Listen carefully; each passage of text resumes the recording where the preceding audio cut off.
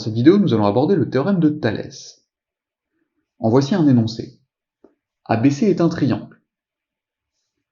Si M est un point de la droite AB et N un point de la droite AC.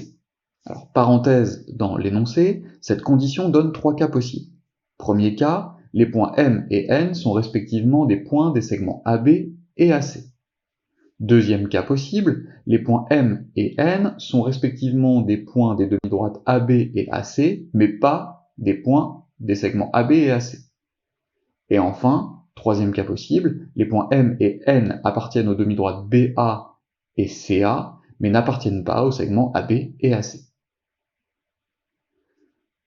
Donc, si les points AM et B et AN et C sont alignés, et si en plus les droites MN et BC sont parallèles, alors les longueurs des triangles AMN et ABC sont proportionnelles.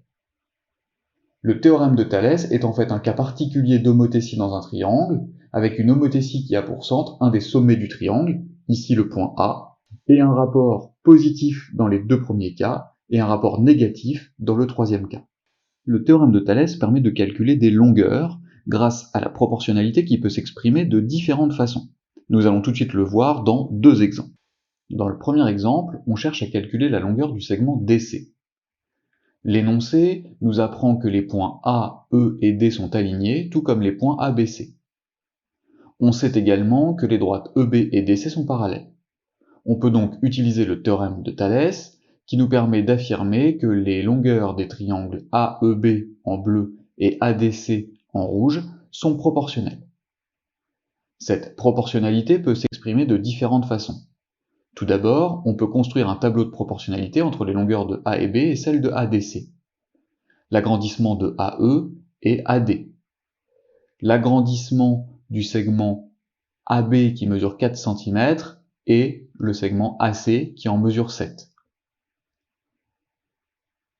Et l'agrandissement du segment EB qui mesure 5 cm et le segment DC dont on cherche la longueur.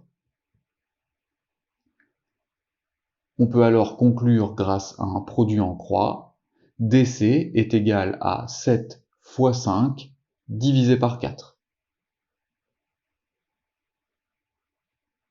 On obtient DC égale 8,75. On aurait également pu utiliser la proportionnalité en calculant le coefficient d'agrandissement entre les longueurs du triangle AEB et celle du triangle ADC. Ici, le coefficient est égal à AC divisé par AB, c'est-à-dire à 7 quarts. On retrouve ce coefficient dans le tableau précédent, c'est celui qui permet de passer des longueurs de AEB à celles de ADC. Dans l'autre sens, pour passer des longueurs de ADC à AEB, c'est le coefficient de réduction, qui est l'inverse du coefficient d'agrandissement, donc ici 4 septièmes. Pour calculer la longueur de DC, il suffit donc de multiplier celle de EB par le coefficient d'agrandissement, donc 7 quarts, et on obtient 8,75. Enfin, on aurait également pu écrire l'égalité des rapports, puisqu'ici AD sur AE est égal à AC sur AB, qui est égal à DC sur EB, puisque ces trois rapports sont égaux au coefficient d'agrandissement. La dernière égalité donne 7 quarts est égal à DC sur 5, et on aurait pu conclure en utilisant de nouveau un produit en croix. Dans le deuxième exemple, on a cette fois-ci des triangles en configuration entre guillemets papillon. On cherche à calculer IJ. On sait d'après l'énoncé que LI et K d'une part et MI et J d'autre part sont alignés. De plus, LM est parallèle à JK.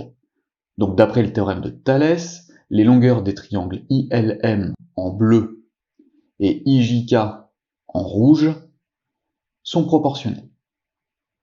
Cette proportionnalité peut s'exprimer par l'égalité des rapports. IM sur IJ est égal à IL sur IK, qui est égal à LM sur JK. On a écrit de trois façons différentes le coefficient de réduction.